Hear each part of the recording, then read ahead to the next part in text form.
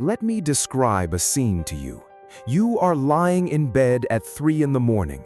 The house is silent. The world is asleep. And you are wide awake, staring at the ceiling, your heart pounding, your palms sweating, your mind racing through 1,000 catastrophic scenarios. What if I lose my job? What if I cannot pay my bills? What if I end up on the street? What if I fail my family? What if I become one of those people? The fear is not rational. It is not based on any immediate threat. Your bills are paid, your job is stable, your family is safe. But the fear does not care about reality. It cares about survival.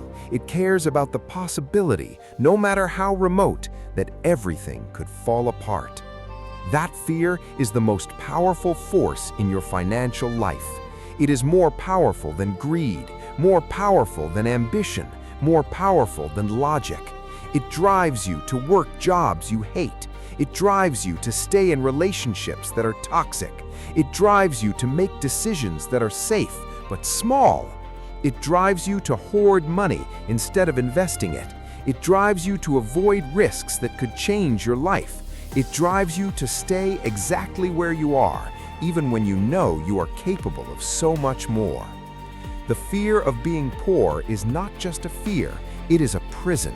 And you are not the only one inside it. The wealthy are inside it too. They just have bigger cells. Consider the psychology of the newly wealthy. You would think that once someone has accumulated enough money to never worry about survival again, the fear would disappear. It does not. It often gets worse. The more you have, the more you worry about losing it. The more you have, the more you become aware of the fragility of your position. A single lawsuit, a single market crash, a single illness, a single mistake, all of it could vanish.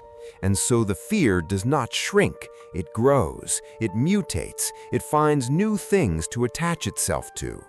The wealthy are not free from the fear of poverty. They are often more enslaved by it than the poor. Because the poor have nothing to lose, the wealthy have everything to lose. And the fear of losing everything is far more intense than the fear of having nothing.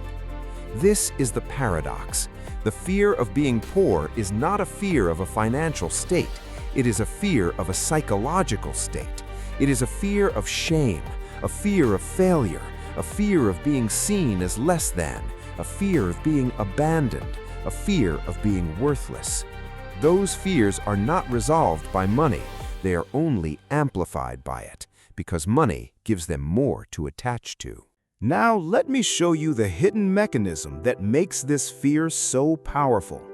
It is called catastrophic thinking. Your brain is wired to imagine the worst-case scenario. This is a survival mechanism. In the ancestral environment, imagining a threat and preparing for it was essential for survival. The individuals who were most vigilant about potential threats were the ones who survived. They were the ones who passed on their genes. You are the descendants of those vigilant individuals. You have inherited their tendency to imagine the worst. But in the modern world, that tendency is no longer adaptive. The worst-case scenario is rarely as bad as your brain imagines. You are not going to starve. You are not going to be homeless. You are not going to be abandoned. But your brain does not know that. Your brain still operates as if you are in a world of constant threat. It still generates catastrophic scenarios. It still floods your body with stress hormones. And those stress hormones make you feel like you are in danger, even when you are not. That feeling drives you to make decisions that are driven by fear, not by logic. It drives you to play it safe. It drives you to stay small. It drives you to avoid risks. It drives you to build a prison around yourself.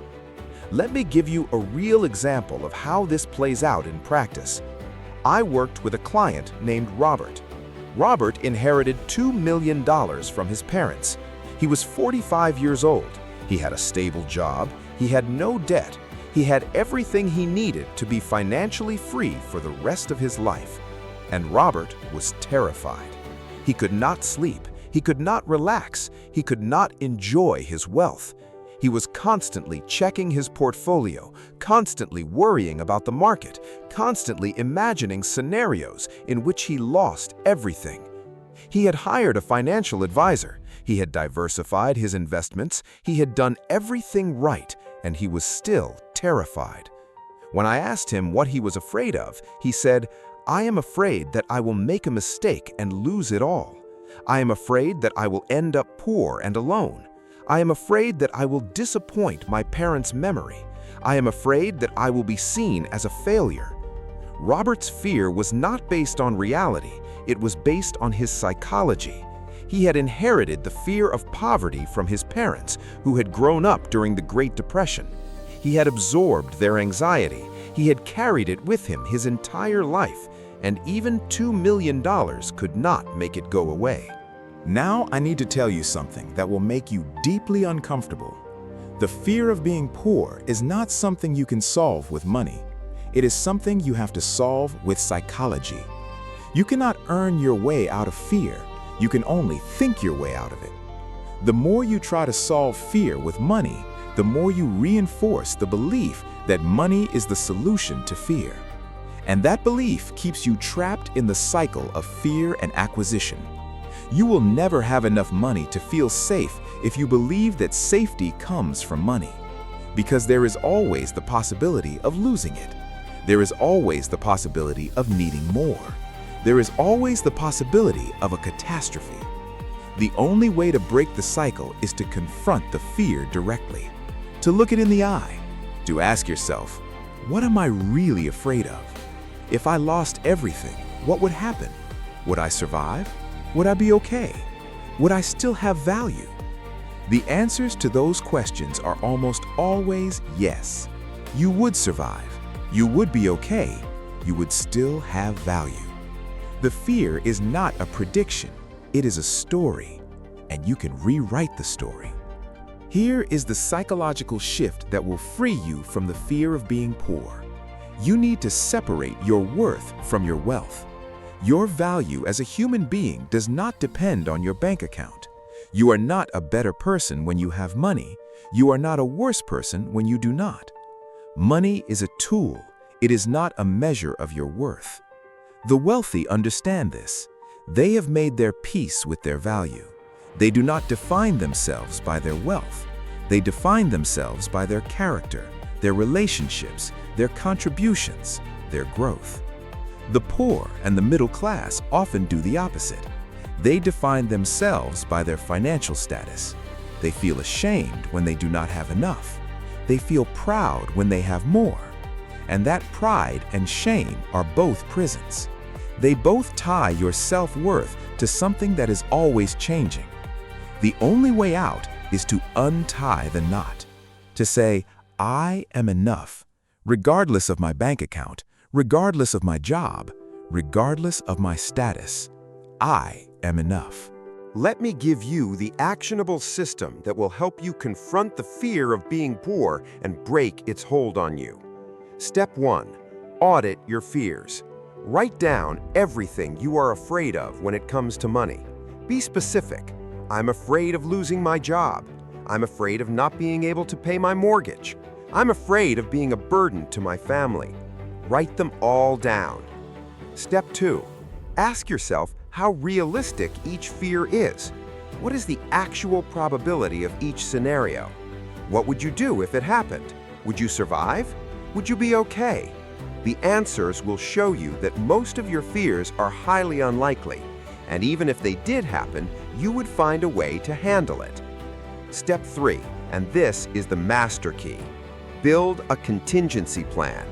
Instead of worrying about the worst-case scenario, prepare for it. Create an emergency fund, buy insurance, build skills that are marketable, cultivate a network of supportive people. The act of preparing reduces the fear, because fear is not just about the threat, it is about the feeling of being powerless. When you have a plan, you feel powerful, and when you feel powerful, the fear loses its grip. Here is the final truth that will either set you free or haunt you for the rest of your life. The fear of being poor is not a fear of poverty. It is a fear of yourself. It is a fear of your own inadequacy. It is a fear of your own fragility. It is a fear of your own mortality. And no amount of money will ever make that fear go away. The only thing that will make it go away is the courage to face yourself, to look at your own vulnerability and accept it, to say, I am human, I am fragile, I am not in control, and that is okay. The wealthy who have found peace have made this acceptance. The wealthy who are still terrified have not. They are still running from themselves, and they will keep running until they stop. You can stop now. You do not need more money. You need more courage. You need more self-awareness. You need more acceptance. That is the path to freedom. It is not easy. It is not comfortable. It is not what the system wants you to do, but it is the only path that works. Start today, not tomorrow, not next month, today, because the only thing worse than being poor is being afraid of being poor for your entire life.